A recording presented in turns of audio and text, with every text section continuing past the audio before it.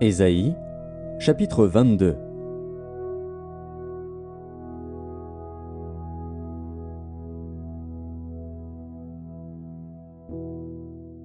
Oracle sur la vallée des visions. Qu'as-tu donc, que tout ton peuple monte sur les toits? Ville bruyante, pleine de tumulte, cité joyeuse. Tes morts ne périront pas par l'épée, ils ne mourront pas en combattant. Tous tes chefs fuient ensemble, ils sont faits prisonniers par les archers. Tous tes habitants deviennent à la fois captifs, tandis qu'ils prennent au loin la fuite. C'est pourquoi je dis, détournez de moi les regards, laissez-moi pleurer amèrement. N'insistez pas pour me consoler du désastre de la fille de mon peuple, car c'est un jour de trouble, d'écrasement et de confusion, envoyé par le Seigneur, l'Éternel des armées, dans la vallée des visions. On démolit les murailles, et les cris de détresse retentissent vers la montagne. Élam porte le carquois. Des chars de combattants, des cavaliers, s'avancent. Kir met à nu le bouclier. Tes plus belles vallées sont remplies de chars, et les cavaliers se rangent en bataille à tes portes. Les derniers retranchements de Juda sont forcés, et en ce jour tu visites les armures de la maison de la forêt. Vous regardez les brèches nombreuses faites à la ville de David, et vous retenez les eaux de l'étang inférieur. Vous comptez les maisons de Jérusalem, et vous les abattez pour fortifier la muraille. Vous faites un réservoir entre les deux murs pour les eaux de l'ancien étang. Mais vous ne regardez pas vers celui qui a voulu ces choses. Vous ne voyez pas celui qui les a préparées de loin.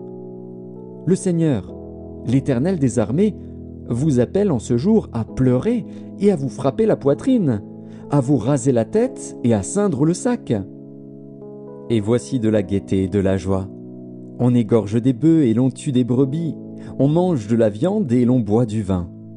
Mangeons et buvons, car demain nous mourrons. L'Éternel des armées me l'a révélé. Non, ce crime ne vous sera point pardonné que vous ne soyez morts, dit le Seigneur, l'Éternel des armées.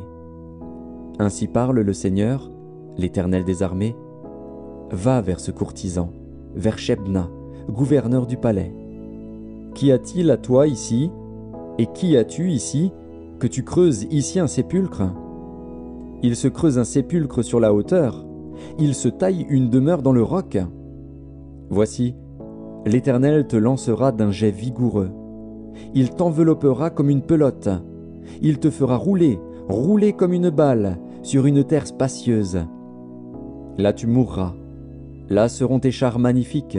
Ô toi, l'opprobre de la maison de ton maître. Je te chasserai de ton poste. L'Éternel t'arrachera de ta place. En ce jour-là, j'appellerai mon serviteur Eliakim, fils de Hilkija. Je le revêtirai de ta tunique, je le ceindrai de ta ceinture, et je remettrai ton pouvoir entre ses mains. Il sera un père pour les habitants de Jérusalem et pour la maison de Juda. Je mettrai sur son épaule la clé de la maison de David. Quand il ouvrira, nul ne fermera. Quand il fermera, nul n'ouvrira. Je l'enfoncerai comme un clou dans un lieu sûr, et il sera un siège de gloire pour la maison de son père. Il sera le soutien de toute la gloire de la maison de son père, des rejetons nobles et ignobles, de tous les petits ustensiles, des bassins comme des vases. En ce jour, dit l'Éternel des armées, le clou enfoncé dans un lieu sûr sera enlevé, il sera abattu et tombera, et le fardeau qui était sur lui sera détruit, car l'Éternel a parlé.